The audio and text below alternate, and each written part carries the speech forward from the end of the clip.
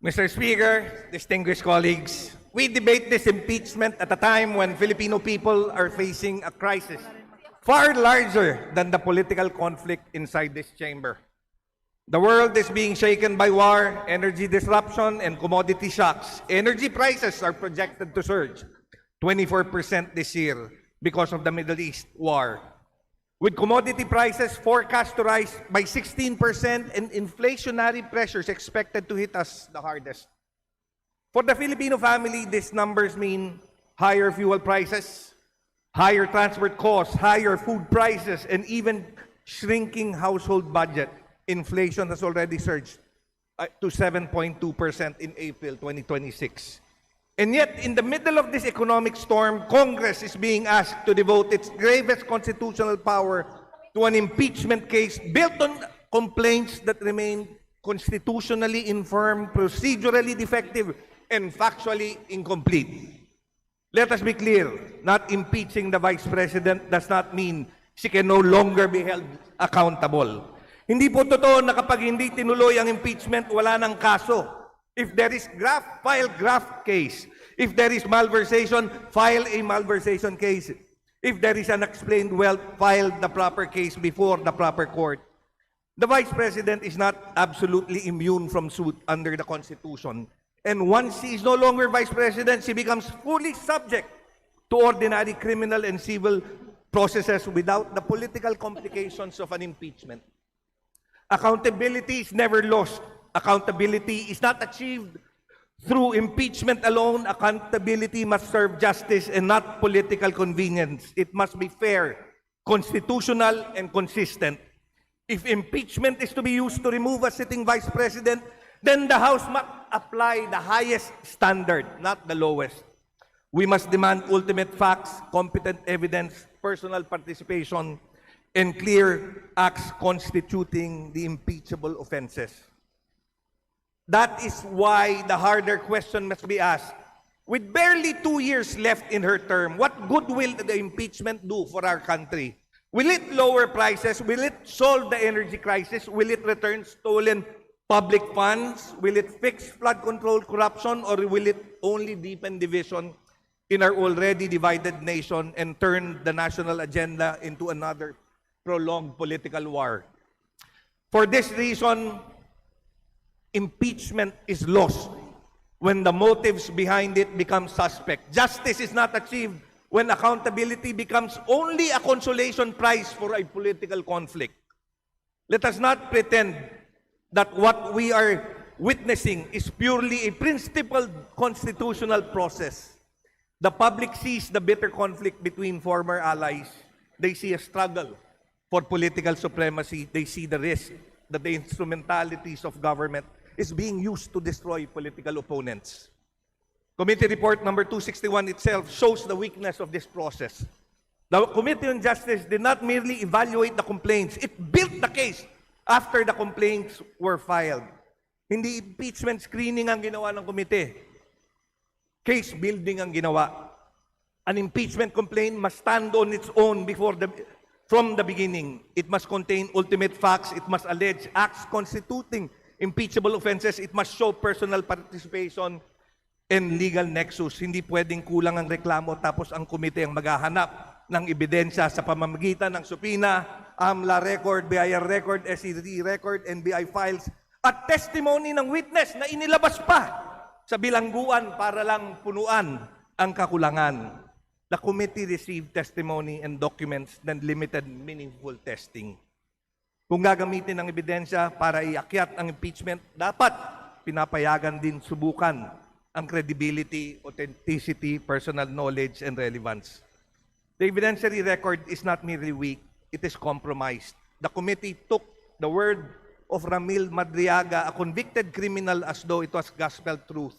In any fair proceeding, the testimony would have been received with extreme caution, subjected to searching scrutiny and corroborated by independent evidence. Instead, it was used as a pillar for probable cause. The committee received most from a government official appointed only a week before appearing in front of the committee on matters involving documents protected by law that should have triggered restraint, not haste. It should have demanded safeguard, not political momentum. Most troubling, the executive director of the Anti-Money Laundering Council presented AMLAC-related figures but did not disclose a material qualification in the report that BPI had requested correction of certain reported transactions because of bank system issues. The omission matters because it affected the public understanding and supposed billions attributed to Attorney Maneses Carpio and by extension the unexplained wealth narrative, ang layo-layo ng 2.33 billion sa 2.11 million sa transaction record. Pero hindi ito binanggit sa komite kahit nasa AMLA report mismo. If this is the evidentiary foundation of impeachment, then the foundation is cracked. The committee framed 19 years of transactions as if they were proof of wealth. That is misleading. Ang AMLA report ay daloy ng perang nagpapakita ng aggregate inflow at outflow ng lahat ng financial transaction na pumapasok at lumalabas sa bank account ng depositor, lalo na kapag nagkakahalaga ng higit sa 500,000 piso. Ang salin ay larawan ng ari-arian, both personal and real, on a specific date. Hindi pwedeng ibangga ang dalawa para gumawa ng artificial discrepancy dahil hindi talaga magtutugma. On bribery, report relied on envelopes reimbursement and alleged monetary gifts to DepEd officials. But bribery has elements. Nasaan ang kapalit? Nasaan ang procurement act? Nasaan ang official action na binili? On the threat-related charges, the committee relied on public statements, video clips, transcripts, NBI records, and press remarks, but walang nahanap o naipresentang hired gun. Public statements, even offensive or reckless ones, do not automatically constitute sedition.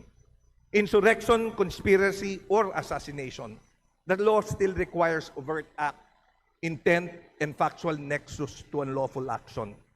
Hindi lahat ng masamang salita ay krimen, lalo na kung wala namang overt act. Hindi lahat ng galit ay sedition at hindi lahat ng political rhetoric ay insurrection.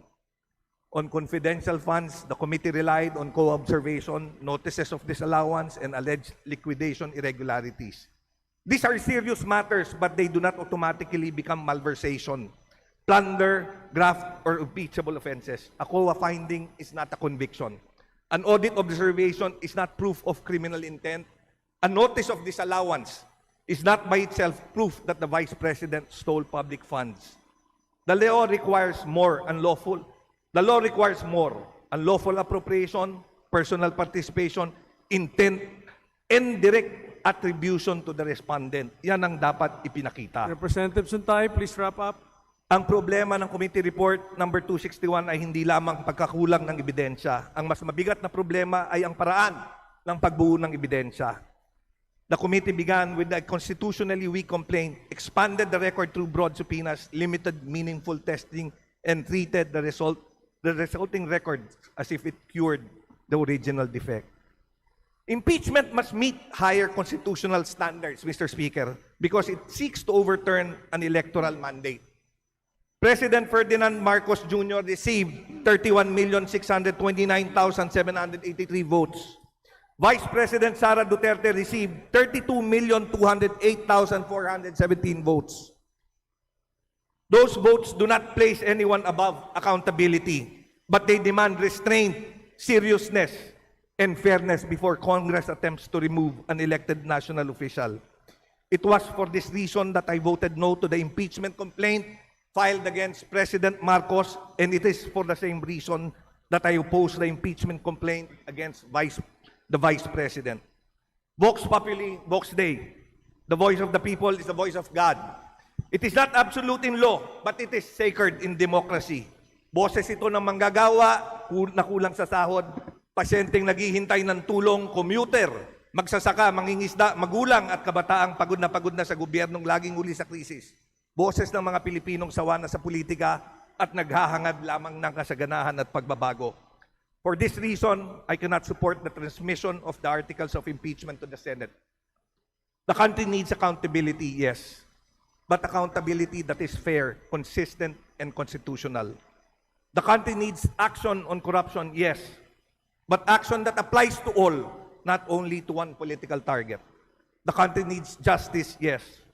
But justice that does not confuse impeachment with the only path to accountability. For fidelity to due process, for consistency with our own rules, and for respect for the sovereign mandate of the Filipino people, I vote no.